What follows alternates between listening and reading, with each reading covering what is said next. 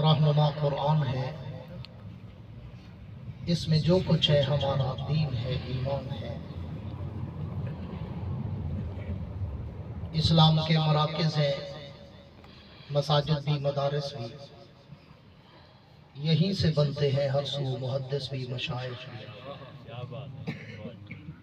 میرے انتہائی واجب الاحترام قابل صد اعزاز ذی قدر علماء کرام، شعراء کرام، قراء حضرات، طلباء کرام، عمائدین علاقہ، معززین شہر، حاضرین و سامعین، بزرگان دین اور نوجوان دوستو، آج برادر عزیز مولانا سیف اللہ آزاد صاحب کی اور ان کے والد محترم حضرت مولانا حکیم اللہ وسایہ صاحب کی